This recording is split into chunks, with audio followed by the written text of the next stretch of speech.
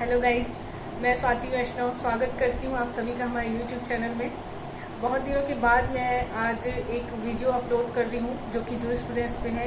आप लोगों ने थंबनेल देख ही लिया होगा। और इससे पहले जो मेरे थोड़े बहुत सब्सक्राइबर्स हैं जो मतलब डायरेक्टली मुझे जानते हैं, उनको पता ही होगा कि मैं खुद भी अपने स्टडी में बिजी थी, प्रिपरेशन में लगी हुई थी असिस्टेंट प्रोफेसर के एग्ज़ाम में। इस कारण से कंटिन्यू मैं नहीं रख पाती हूँ और मुझे नहीं पता कि आज भी वीडियो अपलोड करने के बाद फिर मेरा नेक्स्ट वीडियो कब आएगा। और चूँकि मैं मतलब टीचिंग फील्ड से जुड़ी हुई हूँ, इस कारण से मुझे लेक्चर्स लेने पड़ते हैं। कुछ परिस्थितियाँ ऐसी होती हैं जब मैं लेक्चर नहीं ले पाती हूँ, तो उनको एक मतलब एक तरीके से आपको यहाँ पे क्या रिस्टोर मिलेगा वीडियो कि आप जब देखना चाहें उसको रिपीट करना चाहें तो रिपीट भी कर सकते हैं और अपने टाइम के हिसाब से आप उसको एडजस्ट कर सकते हैं। तो ये तरीका मुझे सही भी लगता है कि वीडियो यहाँ पे अपलोड कर दिया जाए। लेकिन चूँकि क्लासेस रेगुलर लेनी है, इस कारण से हर बार भी वीडियो अपलोड नहीं किया जा सकता, क्योंकि ये इसमें बहुत मतलब टाइम टेकिंग है ये। ठीक है, तो देखिए कुछ चीज़ें जो बची हुई हैं, मुझे मेरे स्टूडेंट्स को कवर करवाना था सिलेबस, उसके कारण मैं अभी चूँकि घर आई हूँ, प्रॉपर जो है एक फ़िक्स टाइम में क्लासेस लेना पॉसिबल नहीं हो पाता है। और चूँकि सिलेक्शन मेरा हो गया है छत्तीसगढ़ असिस्टेंट प्रोफेसर एग्ज़ाम में, जो कि हमने लास्ट नवंबर में एग्ज़ाम दिया था और जुलाई में भी शायद हमारी पोस्टिंग हो जाए। तो उसके पहले क्या है, मैं थोड़ा सा अपने घर वालों को भी टाइम देना चाहती हूँ, उनके साथ भी वक्त बिताना चाहती हूँ। इस कारण से अभी मैं घर आई हुई हूँ और क्लासेस लेनी है, इस कारण से थोड़ा सा इसमें भी इन्वॉल्व होना पड़ेगा मुझे। तो देखिए आज हम जो टॉपिक देख रहे हैं वो है विधिक बाध्यताओं का या लीगल ऑब्लिगेशंस का। तो देखिए बाध्यताएं जो है, ये चीज़ आपको जो मतलब कि आप देखेंगे कि लास्ट जो है जूरिस्प्रूडेंस की सिलेबस में लास्ट यूनिट जो रहता है, या आप नेट पे भी देखेंगे, नेट के सिलेबस में भी ये चीज़ आपको पढ़नी रहती है। तो इसमें क्या है कि एक तरीके से लायबिलिटी के साथ ही आपको पढ़ना है। लायबिलिटी क्या होती है, ऑब्लिगेशंस क्या होते हैं और किस किस तरीके से उसका डिटर्मिनेशन किया जाता है, यानी कि निर्धारण किया जाता है। कोई दायित्व जो है उसका निर्धारण किस आधार पे किया जाएगा, और अगर दायित्व जो है निर्धारित हो जाता है तो फिर कंपेंसेशन किस आधार पे कोर्ट निर्धारित करती है। ये सारी चीज़ें ही आपको इसमें पढ़नी रहती हैं। तो हम यहाँ पे आज बात करेंगे ऑब्लिगेशन की। तो वो क्या है, बेसिकली पहले हम इसका नेचर देख लेते हैं, यानी कि प्रकृति क्या होती है ऑब्लिगेशन की। तो यहाँ पे मैंने चीज़ लिखा हुआ है सॉलिडरी ऑब्लिगेशन, यानी कि समेकित बाध्यता। पहले हम इसके नेचर की बात कर लेते हैं, फिर हम डेफिनेशन में जाएंगे, जो कि मैंने पैटर्न और सेवेनिकल लिया हुआ है, क्योंकि अगर आप इसको देखेंगे तो आपको ये जो पूरा कॉन्सेप्ट है वो क्लियर हो जाएगा। और चूंकि एलएलएम के क्वेश्चन पैटर्न भी चेंज हो गए हैं, जो सेमेस्टर एग्जाम में हम देखते हैं, तो आपको फोकस करना है पर्टिकुलरली डेफिनेशंस पार्ट में ही, और कुछ ऐसा स्टेटमेंट किसी जूरिस्ट का कोई ऐसा स्टेटमेंट जिससे ऑब्जेक्टिव क्वेश्चन भी बन सकते हैं और जो क्लियर करता है पूरी तरीके से कि आपने समझा है उस चीज़ को, उसी चीज़ पे ही आप फोकस करिएगा। तो यहाँ पे जो हम समेकित बाध्यता की बात कर रहे हैं, जैसे आपने ड्यूगिट का भी सिद्धांत पढ़ा होगा, जब हम सोशियोलॉजिकल जूरिस्प्रूडेंस की या फिर विधि शास्त्र की समाजशास्त्री शाखा का अध्ययन करते हैं, तो उसमें एक जो जूरिस्ट हैं लियोन ड्यूगिट, तो उनका एक सिद्धांत है सामाजिक समेकता का, सोशल सॉलिडेरिटी का। उसका कॉन्सेप्ट ये है कि हर व्यक्ति जो है मतलब अपना जीवन यापन करने के लिए, क्योंकि हम मनुष्य को क्या बोलते हैं, सामाजिक प्राणी बोलते हैं, सोशल एनिमल है वो। तो इस कारण से इसका सेंस ये निकलता है कि हर व्यक्ति अपने जीने के लिए किसी न किसी रूप में दूसरों के ऊपर क्या है, एक तरीके से निर्भर है, आश्रित है। वो दूसरों के बिना चल नहीं सकता। हर स्थिति में उसको एक तरीके से क्या लेनी है, दूसरों का सहारा लेना ही है। इसी को सामाजिक समेकता का सिद्धांत नाम दिया था ड्यूगिट ने। और वही चीज़ यहाँ पे ऑब्लिगेशन के बारे में हम देखते हैं कि वो एक क्या है, समेकित रूप में दिखती है। अब इसका अर्थ आप ये भी लगा सकते हैं कि भाई यहाँ पे न्यूनतम 2 पक्षकार तो होने ही चाहिए। मतलब जब हम ऑब्लिगेशन को क्रिएट करने की या उसको किसी के ऊपर निर्धारित करने की, ऑब्लिगेट करने की बात कर रहे हैं, तो यहाँ पे इसका अर्थ ये निकलता है कि 2 पक्षकार होनी ही चाहिए और एक पक्षकार की ड्यूटी ऐसी है जो मतलब दूसरे को एक तरीके से राइट्स प्रोवाइड करेगी। ठीक है, तो इस कारण से इसको यहाँ पे समेकित बोला गया है, यानी एक व्यक्ति के दायित्व का निर्धारण करने के लिए आपको दूसरे व्यक्ति के अधिकार को भी देखना पड़ेगा, इसलिए इसको समेकित या सॉलिडरी फॉर्म में पढ़ा जा रहा है। इसका नेचर ऐसा है। अब साथ में देखिएगा चूंकि हम समेकित बाध्यता की बात करते हैं और दो पक्षकार होने ही चाहिए, ऐसा मैं कह रही हूँ, तो इसको मैं थोड़ा सा एक एग्जाम्पल से भी पहले समझा दूँ। इसका मतलब ये है कि मान लीजिए जैसे एक ऋणदाता है, तो ऋणदाता जो है जिसने ए ने अगर बी को ऋण दिया है, तो इन फ्यूचर ए जो है उस ऋण की वसूली करेगा बी से, है ना। तो यहाँ पे बी जो है इन फ्यूचर क्या होगा, वो दाता होगा, यानी कि जो ऋण उसने ए से लिया था उसको वो क्या करेगा, चुकाएगा, और ए जो है उस ऋण को उससे वसूलेगा। इसलिए ए जो है जिसने ऋण दिया था वो हो जाता है अब लेनदार, उसको वसूलना है, इसलिए वो लेनदार हो गया यानी कि क्रेडिटर। और जिसने ऋण लिया था वो क्या हो जाता है, जिसको मतलब अदा करनी पड़ेगी वो रकम, वो हो जाता है डेब्टर यानी कि देनदार। अब उसको देना है इसलिए वो देनदार हो गया। तो यहाँ पे अगर हम बात करें ऑब्लिगेशन की, तो ऑब्लिगेशन किसके ऊपर होगा, जो कि देगा, यानी कि बी जिसको हम डेब्टर या जो ऋण देगा, ऋणदाता जो है वो मतलब अदा कर रहा है उसको, इस कारण से हम उसको डेब्टर बोल रहे हैं। तो यहाँ पे जो डेब्टर है उसके ऑब्लिगेशन का निर्धारण इसी बात पे होता है कि ए से उसने कितना ऋण लिया था और कितने टाइम पीरियड का उनके बीच कॉन्ट्रैक्ट हुआ था कि इस समयावधि के भीतर आप मेरे मतलब मैंने जो आपको ऋण दिया था उसको अदा कर देंगे, ठीक है। इस कारण से यहाँ पे हम समेकित बाध्यता की बात कर रहे थे। और अगर हम डेफिनेशन की बात करें तो सामन जो है इसको एक क्या बोलते हैं, a bond of legal necessity, यानी कि आवश्यकता का बंधन है। ये आवश्यकता का बंधन इसलिए हुआ क्योंकि हम ड्यूगिट के कॉन्सेप्ट से इसको कोरिलेट करके पढ़ रहे हैं कि हर व्यक्ति दूसरे पर आश्रित रहता ही है अपना जीवन यापन करने के लिए। तो इस कारण से सामन भी इसको इस फॉर्म में देख रहे हैं कि ये बॉन्ड ऑफ नेसेसिटी है, आवश्यकता का बंधन है, जो कि एक तरीके से विधि जो है इसका अधिरोपण करती है व्यक्तियों के बीच में। क्योंकि अगर आप डेब्टर को लायबिलिटी नहीं इम्पोज करोगे, जिसने पहले ऋण लिया था वो अगर बाद में जो है ऋण अदा करने के लिए आप बोलोगे कि बाध्य नहीं होना चाहिए या उसकी बाध्यता का निर्धारण आप नहीं करोगे, तो वो तो क्या है, हर बार हर व्यक्तियों से ऋण लेता रहेगा, आदतन यानी कि हैबिचुअल वो तो हो जाएगा कि हर किसी से ऋण ले रहा है और उसको वापस नहीं दे रहा है। तो ऐसी स्थिति में जो क्रेडिटर था जिसने मतलब ऋण दिया था और जो अब लेनदार है जो अब लेगा उससे, तो उसके तो अधिकारों का हनन होता रहेगा, है ना।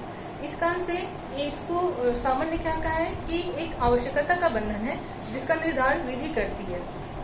अगर हम बात करें पैटर्न और सेविनी की डेफिनेशन की, तो पैटर्न बोलते हैं obligation is that part of the law which creates right in personam, ठीक है, राइट इन पर्सोनेम का निर्धारण करती है। ऑब्लिगेशन यानी कि जो बाध्यताएं हैं, बाध्यताएं विधि का वह भाग है जो कि राइट इन पर्सोनेम यानी कि व्यक्तिबंधी अधिकारों का या व्यक्तिगत अधिकारों का क्या करती है, सृजन करती है या निर्माण करती है। तो देखिए व्यक्तिबंधी अधिकार से मतलब यही होता है आपके ऐसे अधिकार जो आपको पर्टिकुलरली सिर्फ एक इंडिविजुअल के अगेंस्ट में प्राप्त है। जैसे हमने जो एग्जाम्पल अभी लिया था, एक जो है क्रेडिटर है, एक डेब्टर है, तो भाई क्रेडिटर उसी से मतलब कि वसूली कर सकता है जो कि उसका डेब्टर हो, वो किसी और से तो नहीं कर सकता।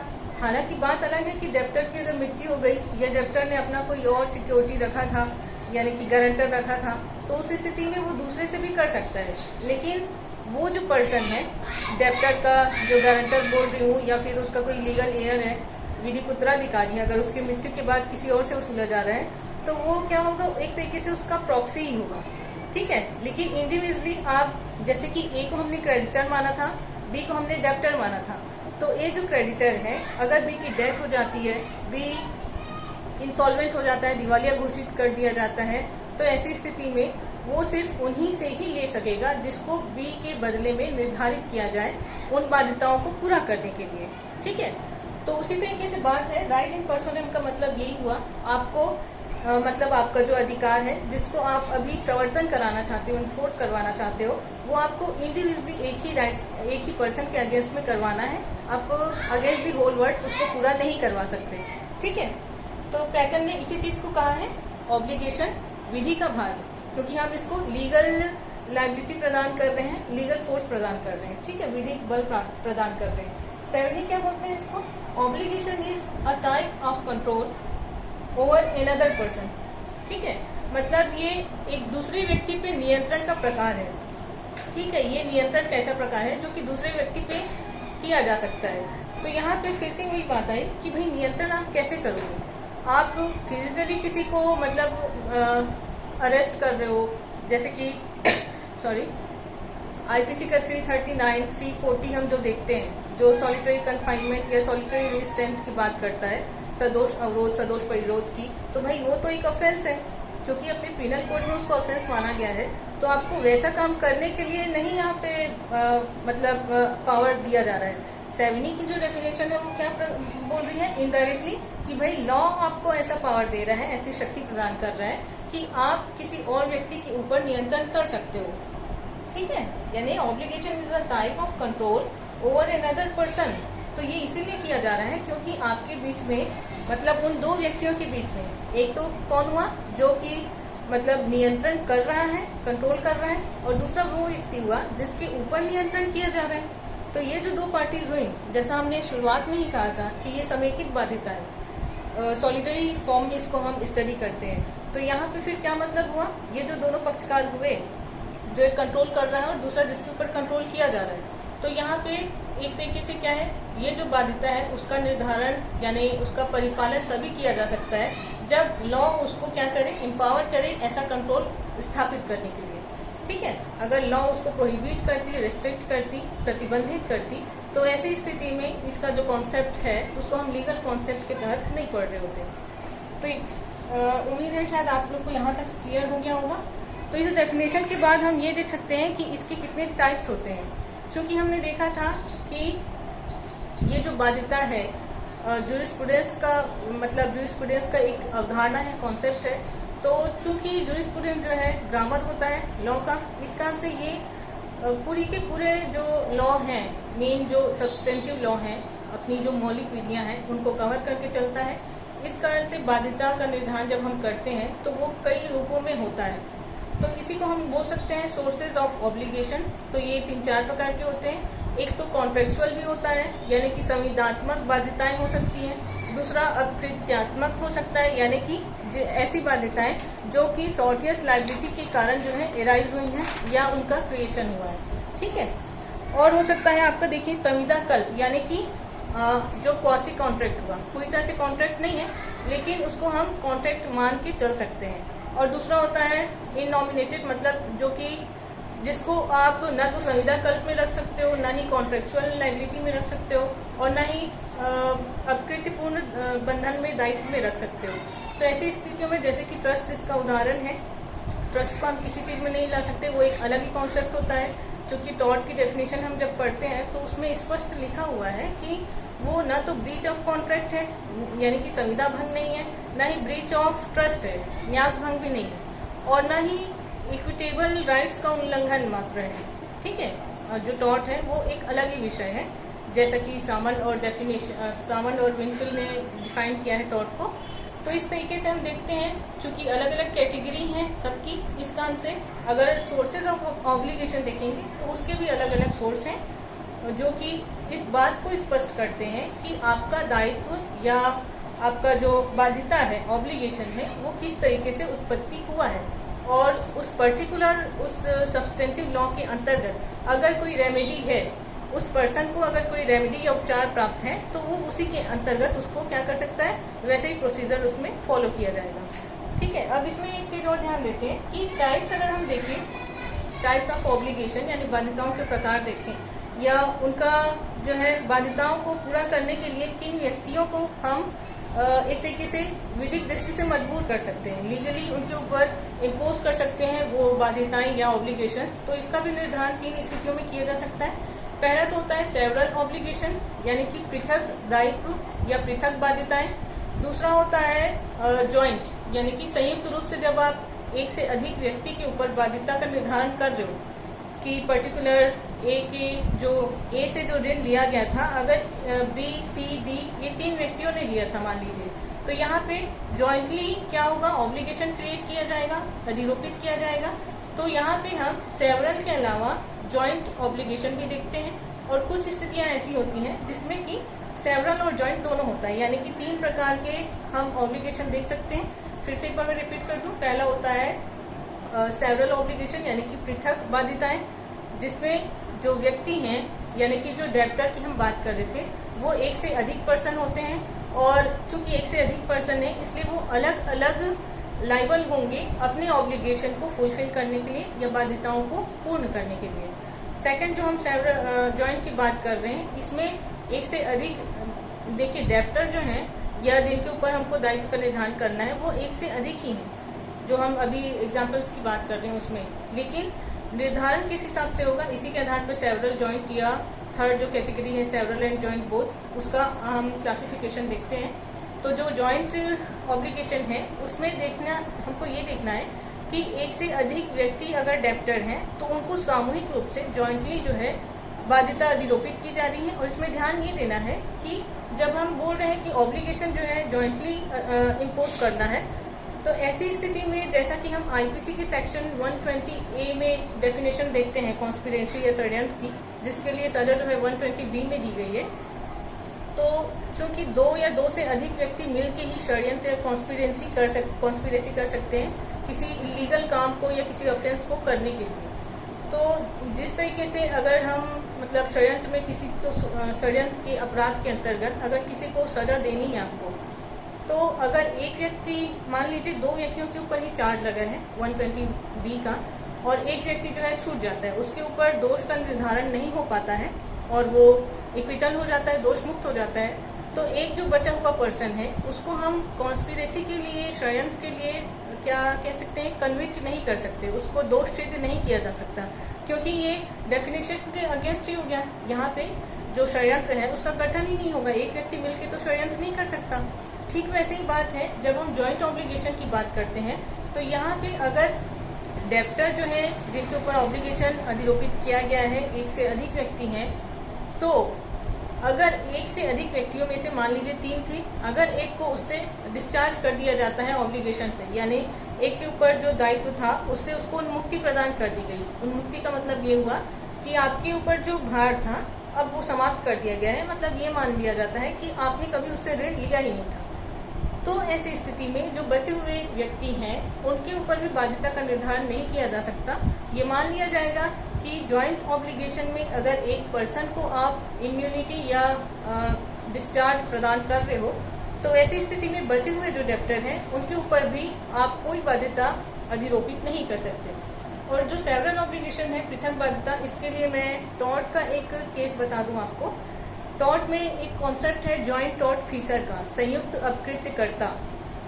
संयुक्त अपकृत्यकर्ता का कॉन्सेप्ट ये बोलता है कि अगर एक के खिलाफ, यानी एक व्यक्ति है एक, उसके खिलाफ कोई टॉर्टियस एक्शन हुआ है, अपकृत्यपूर्ण कार्य हुआ, कोई घटना हुई जिससे मतलब कि वो जो घटना थी सिविल रॉन्ग थी, और एक पर्सन को, यानी जो जिसका नाम हम ए बोल रहे हैं, उस पर्सन को कोई हानि हुई है जिसके लिए वो अनलिक्विडेटेड डैमेज के क्लेम के लिए हकदार है, यानी अपरिनिर्धारित जो क्षतिपूर्ति होती है जो कि ऑब्जेक्ट है, उद्देश्य है टॉर्ट का, उसके अंतर्गत वो दावा कर सकता है कि मुझे कंपेंसेशन दिलाया जाए माननीय न्यायालय के द्वारा।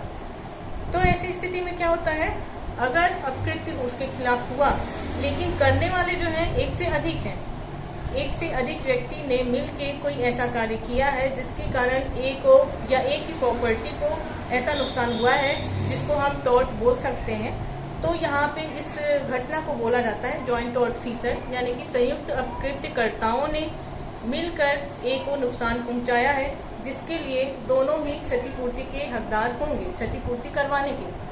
तो इसमें एक केस है मेरीवेदर वर्सेस निक्सन का।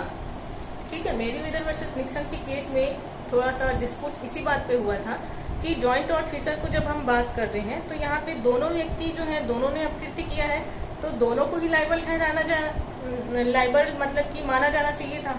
लेकिन यहाँ पे क्या हुआ, जो विक्टिम है, जो पीड़ित पक्षकार है, उसने सिर्फ एक से ही क्या लिया, कंपेंसेशन की पूरी रकम प्राप्त कर ली और दूसरे व्यक्ति से प्राप्त नहीं किया। मान लीजिए उनको कंपेंसेशन 50,000 मिलनी थी, तो अगर जॉइंट टॉर्ट फीसर की बात करें, अगर दो व्यक्तियों ने किया था कृत्य तो 25,000 जो है दोनों के ऊपर बांट देना चाहिए था। लेकिन यहाँ पे जो विक्टिम है उसने सिर्फ एक से ही पूरा 50,000 ले लिया और दूसरा व्यक्ति मतलब जिसने कुछ भी पैसे नहीं दिए थे वो क्या है दायित्व से बच गया अपने। तो जिस व्यक्ति से पूरी 50,000 रुपए की रकम ली गई थी उसने फिर न्यायालय में फिर से वाद लाया कि भाई अगर दायित्व दोनों का है तो फिर पैसे भी दोनों को मिल के देने चाहिए थे। एक मेरे एक्शन से ही तो उस व्यक्ति को नुकसान नहीं हुआ था, तो सिर्फ मेरे से ही क्यों वसूला जा रहा है? मैं पूरे 50,000 दूं और एक व्यक्ति है जो गलत काम करके भी स्वतंत्र है। तो यहाँ पे यही बोला गया था कि जॉइंट ऑफिसर का कॉन्सेप्ट ये बोलता है कि भाई जो विक्टिम है वो किसी एक से भी पूरी की पूरी रकम वसूल कर सकता है, और जिस एक से पूरी रकम वसूली की गई थी उसका ये अधिकार नहीं रहेगा कि वो अपने दूसरे जॉइंट ऑफिसर से जिसके साथ मिलकर उसने अपकृत्य को अंजाम दिया या दुर्भाग्यवश ऐसा कोई काम हो गया था, तो उससे आप उसको वसूल नहीं कर सकते। ठीक है, तो ये एक डिस्प्यूट था जिसको बाद में थोड़ा चेंज भी किया गया है, लेकिन चूंकि सेवरल ऑब्लिगेशन की मैं यहाँ पे बात कर रही हूँ जिसमें इंडिविजुअली वो हकदार रहता है, उस चीज को मैं समझाने के लिए यहाँ पे इसका जिक्र किया था मैंने। ठीक है, तो ऑब्लिगेशन वाली चीज में आपको इतना ही पढ़ना है, ज्यादा क्वेश्चन इससे आते नहीं है। लेकिन सोर्सेस को हम देखें तो उसमें थोड़े से लैटिन मैगजीन वर्ड यूज हुए हैं, और जो डेफिनेशन है जो मुझे इम्पोर्टेंट लगे वो मैंने आपको डिस्कस कर लिया है। तो सिर्फ इतनी ही चीज को आपको देखना है। ठीक है, थैंक यू।